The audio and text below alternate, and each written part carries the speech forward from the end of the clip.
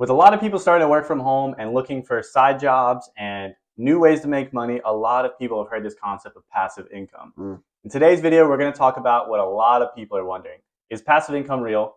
Is it myth? Can you really make money while you're sleeping? Stop wasting money on that dumb shit and instead put it in investment. I know it's tempting. You'll spend it and be broke again.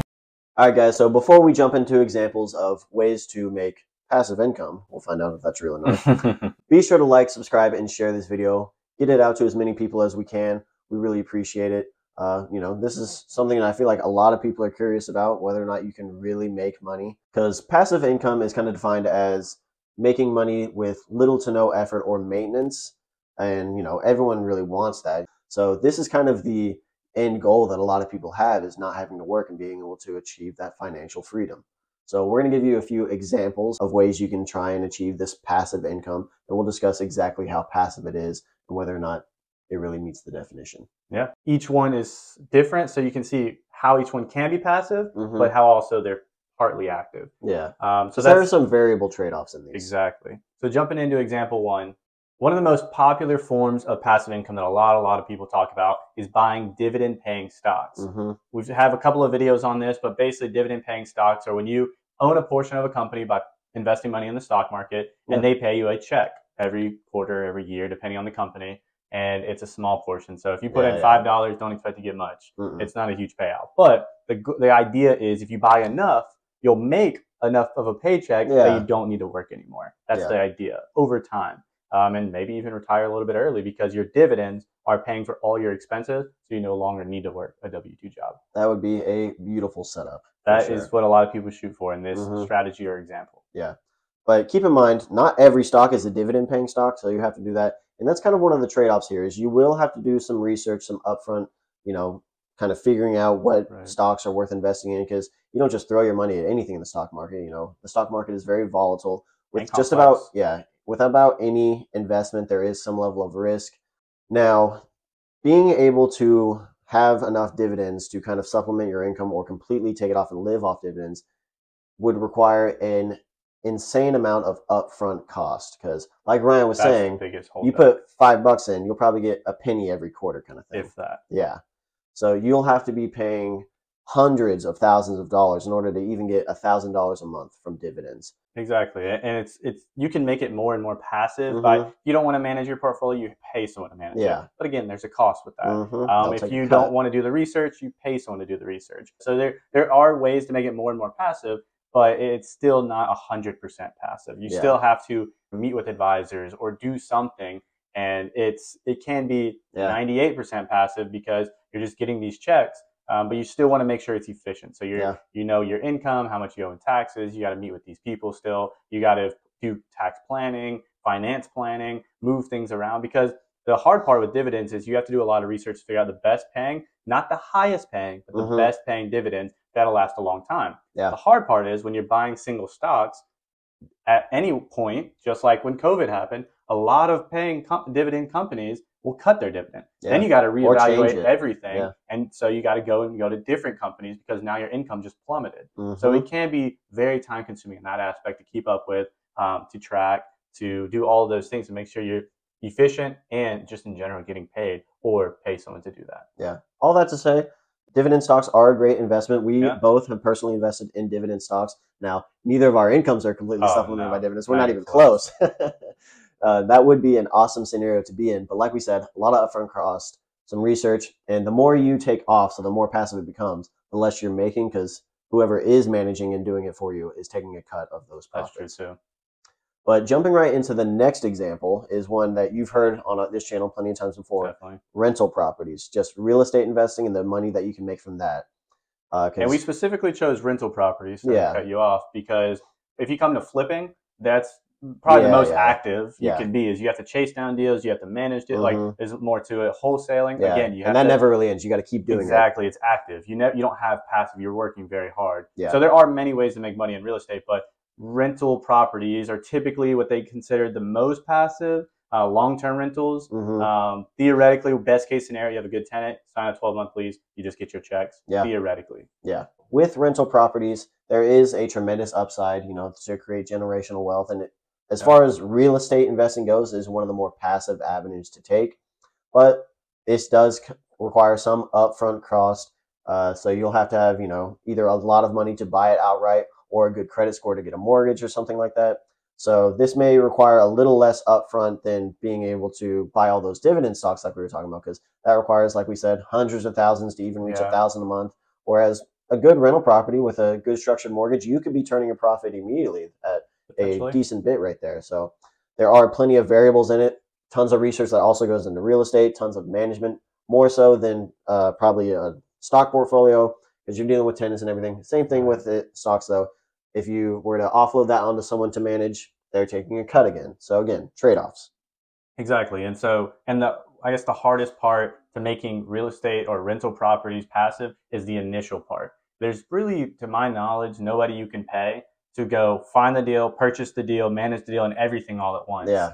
You can find someone that has a deal and buy it from them, but you still got to go through that side of things. So you can find the deal and find someone that's lending you the money, but again, there's still some upfront work. And then say you go with the property management route because you just don't want to deal with that. Yeah. Still, you're going to have to, in a way, manage your manager and just keep up with the property. You want to know updates. You want to make sure it's not burning down. You want to make sure things are being taken care of. You're providing a nice quality place for someone to live. Yeah. So that's still a part of it. And yeah, because not every management company is created equal. Some are better than others. And if you don't track it and you just say, all right, fix that, fix that, fix that, you could be losing a lot of money and have no idea. You get taken advantage of. So, and the property managers aren't going to manage that for you. They're just going to look at, is the property running? Yep.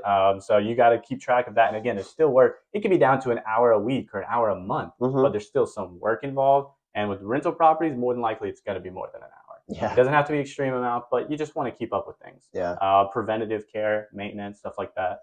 Making sure people show up when they're supposed to show up.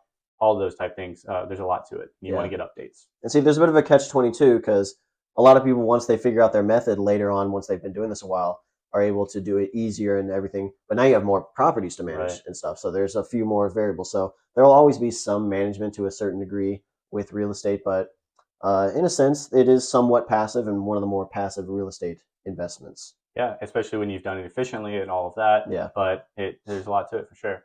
And then I know what a lot of people are saying now in this day and age, what about online businesses? I know they blew up during COVID. Everybody was getting into it. Yep. Everybody was online doing online businesses, or at least trying it, drop shipping and all the rest.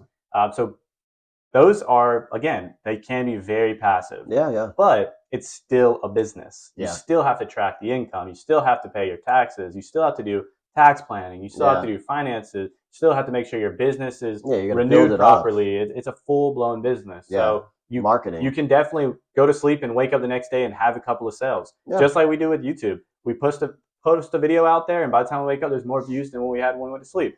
Similar to that. But did we do all the recording? Yes. Did we do all the scripting? Yes. It is a lot of work up front to do all of that. You got to find the right products. You got to post it out there. Might not be, 8 hours a day for 5 days a week or 6 days a week, but it's still going to take a little bit of time to set all of that up. Yeah. And if you disagree, let us know in the comments on any of this. But there's give and take.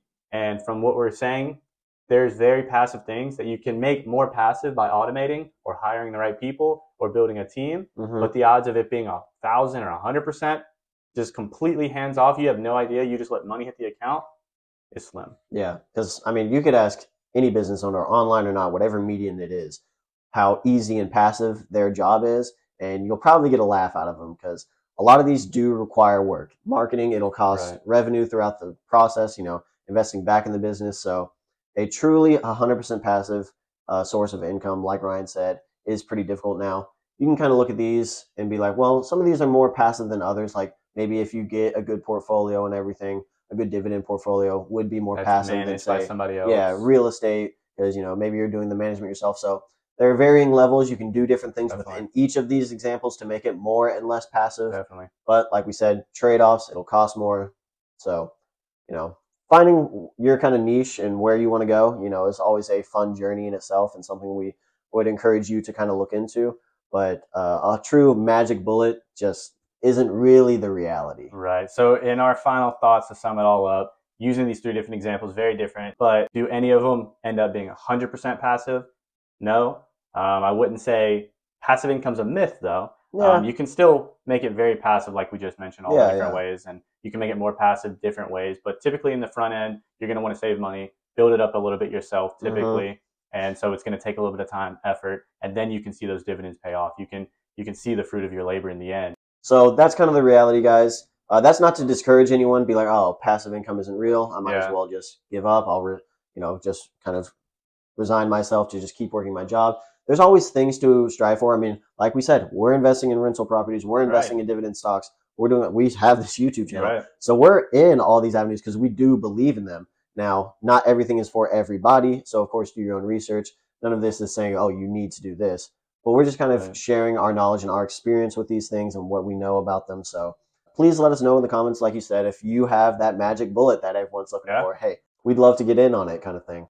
And so we look forward to seeing your comments as always. We really hope this video does well. We've talked about it. We have this conversation ourselves when we're out having a beer at a brewery or something and just talking anything and everything. We're like, honestly, is passive income a thing? And then we started talking about getting into a conversation. We're like, this is a good video idea to talk about and explain and see what other people's thoughts are. And do they think it's real? Can you really be 100% passive income, sitting on a beach, sipping a Mai Tai, making bank?